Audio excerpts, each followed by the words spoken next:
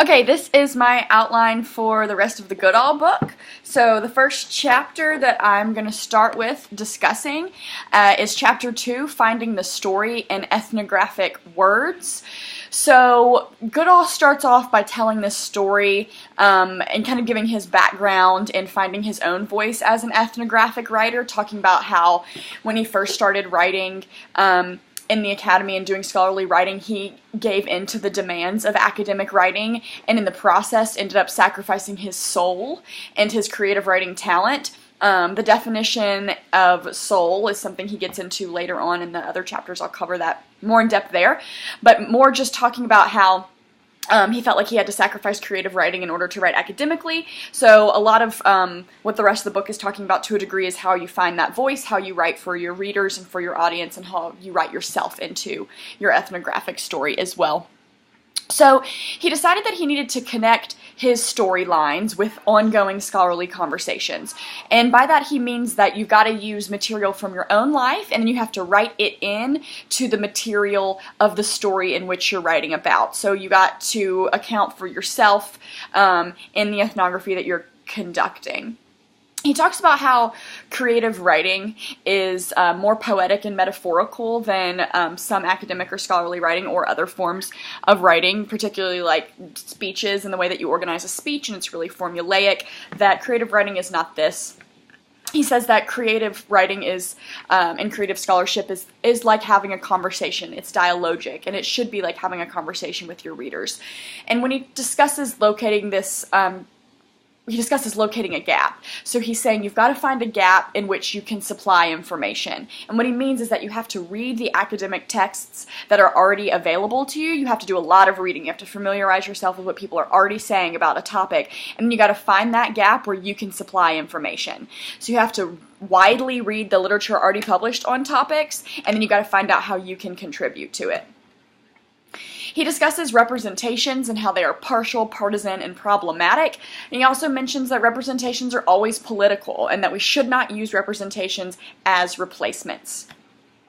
In discussing this creative and academic natures of writing, he discusses masculine versus feminine ways of problem solving, and he discusses this also as ways to discuss how ethnographic writing kind of engages different modes of problem solving. He says that masculine modes of problem solving, this is me just kind of summing it up, are prescriptive, and they assume a fixed, stable reality that you can kind of project on and toward and against whenever trying to find solutions to a problem, and that a more feminine way of problem solving is more about the process. It's process oriented, where things just kind of unfold more naturally. When he kind of is talking about this type of creative writing and figuring out where to locate the gaps so that you can insert your own contributions to theory or to scholarship, he talks about the importance of the audience, saying that you need to think about it as co-authoring or co-writing with an audience. So always bearing in mind who your audience is and who you're writing for, and allow that to shape the way in which you write as well. This also includes considering how including your personal voice might change the trajectory of scholarship. So kind of in other chapters also kind of gives this history of how ethnographic writing evolved, and how this addition of personal voice in ethnography kind of to a degree changes the game of scholarship. Oftentimes it is not considered to be scholarship writing yourself in, but we have to ask that question about how adding personal voice changes the writing, but then if more people are to do that, how does that change the trajectory of scholarship? Goodall says that good writing adapts to audiences' expectations, and to a degree I think that yes, this is absolutely true, because you have to know who your audience is so that you can so that you know how to write for them. You have to know who you are writing for, what type of audience. And like we read earlier, and I believe it was Van Manen, but I could be wrong, but I think it was Van Manen, talking about there's the scholarly audience, there's the popular audience, and how the way in which you write is in a lot of ways determined by who's going to be reading it. But I'm not sure that it is like entirely sound to say that good writing adapts to audiences' expectations. Like, I think that good writing does adapt to audiences' expectations, but at the same time I also think that good writing can also provide reasons for audiences to question their expectations as well. And I think that's an important part to hit on also. Goodall, in the end, eventually wraps up by saying that good writing is writing that you want to recommend enthusiastically to others. So again, he discusses the evolution of ethnography and the academy and the challenges of writing the new ethnography, so where ethnography is presently.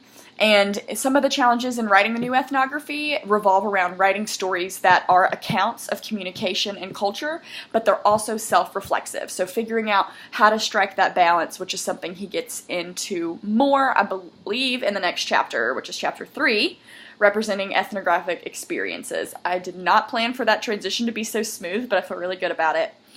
So chapter 3, we're talking about representing ethnographic experiences from fieldwork to field notes to stories. There's a quote on page 83 that says, "A new ethnography is a story based on the represented or evoked experiences of a self with others within a context." So I think that's a really good summative definition that I wanted to put in my notes and keep present so I can be mindful of that. He talks about the relationship between the reader and the writer, and that this relationship is developed by a reader's ability to connect to the author. So again, authors having to consider who their audience is in order for them to write for them so that connection can be made, and readers enjoy the experience of reading. They want to read. Oh, my phone is ringing. I ordered a pizza. I'll wrap this up on a different video.